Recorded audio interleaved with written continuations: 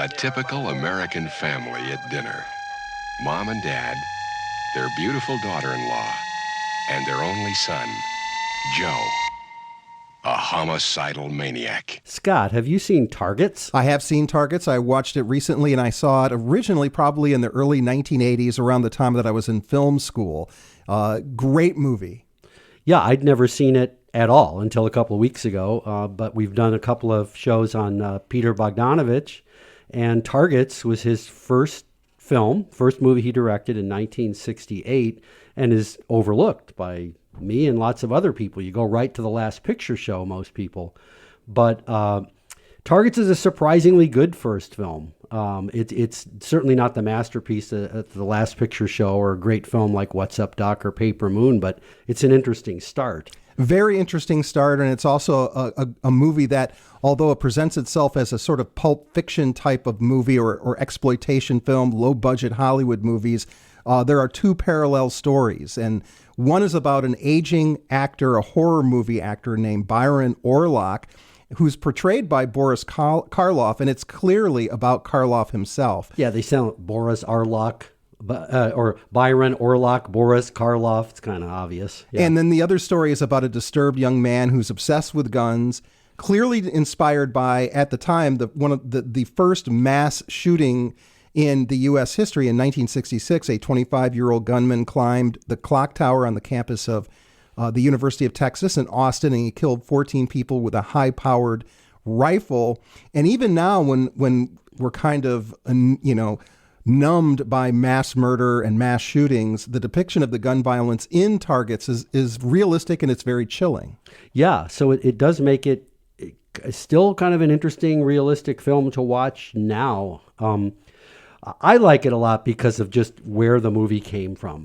Bogdanovich was a protege of the famous Roger Corman, the Corman who made all these, he was famous for shooting B movies on the cheap, and he employed this army of budding filmmakers, so many of whom are household names, right? People now that became great filmmakers who worked for him, like Francis Ford Coppola, for example.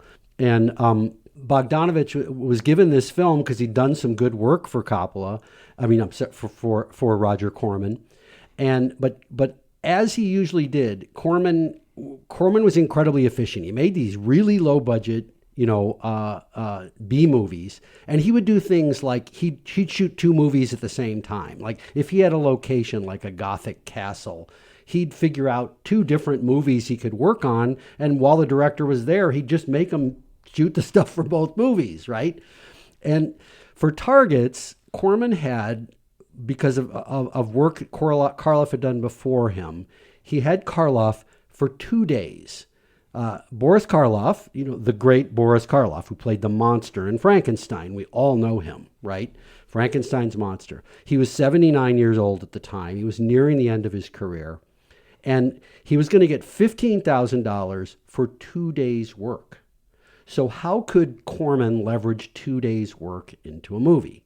So he told Peter Bogdanovich, this young new director, the movie had to have Boris Karloff, and he had 2 days to shoot him, so get as much as you could done.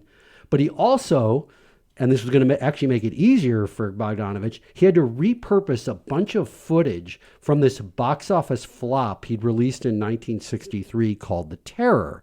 And The Terror had Boris Karloff in it. So he's got all this footage of Karloff. Also, by the way, a very young Jack Nicholson is in that movie. 1963, The Terror. And so he recycles, there's a good 10 minutes or more of that movie in this movie. And so Bogdanovich, he was given the script to write, but he knew he only had a little time to work with Karloff. So he wrote two parallel stories, as you said. One is about this young man who's obsessed with guns and is going to do something horrible. And the other is about this aging horror movie star, very clearly Karloff himself.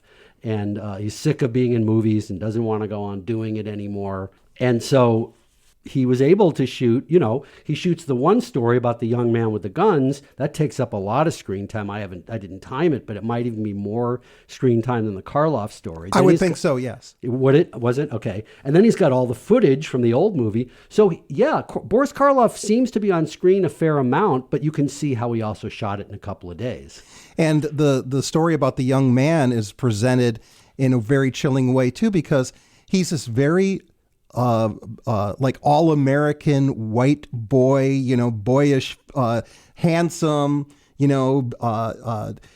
got the all-American, what looks like the all-American family in terms of the nuclear family unit. Is he lives with his father and his mother, and he's married to a lovely young lady who works for the phone company. And it looks like he's got this wonderful life, and he presents himself as being, happy to his family, but we know as the viewer from watching him that there's something wrong with him.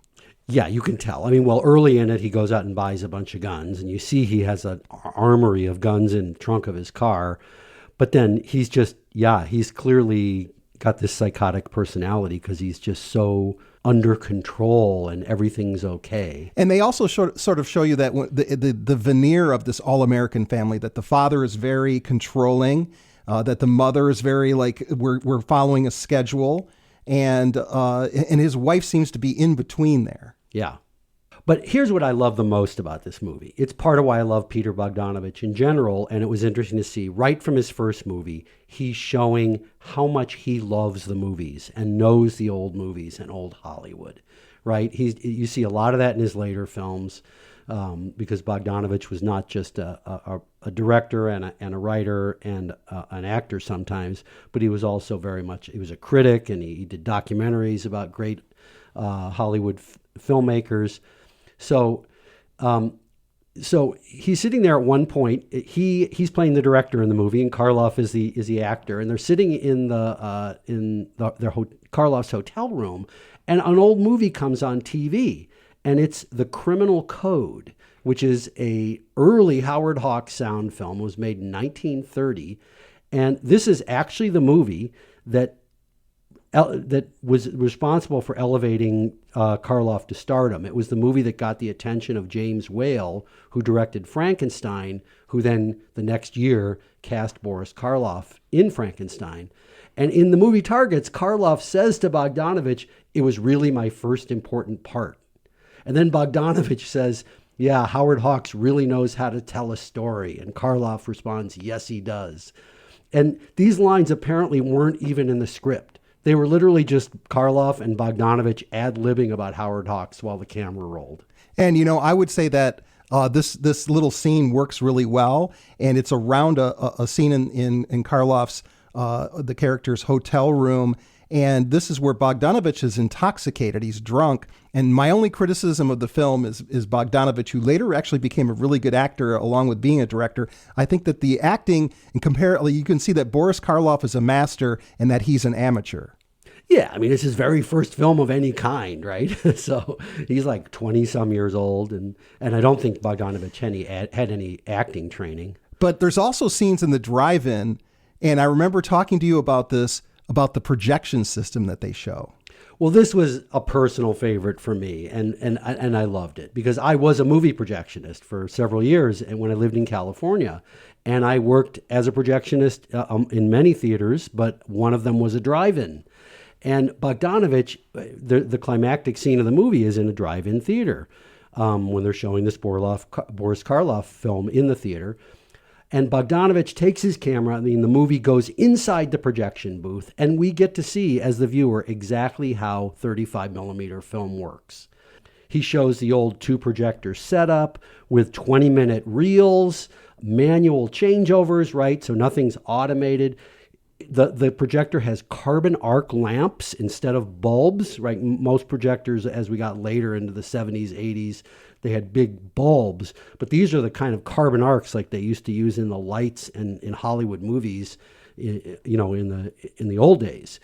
And it shows close-ups of the projectionist threading the projector and the little bell ringing on the feed reel when it's time to change over, and all these little details. So just made me very happy. And for anyone who's nostalgic for movies and the medium itself, like Bogdanovich obviously loved just the physical film and the machinery. If you're someone like that who has movies in your blood, you can see that in this movie. Or if you're someone who's only familiar really with our newer technology, here's a good place to see it. So Targets works as a really good film from 1968, a Roger Corman film, which would have been looked at as maybe an exploitation film at the time, but it very much represents the reality that we live within today with mass shootings. Yeah, it's still relevant that way, but also a fun film from the 60s.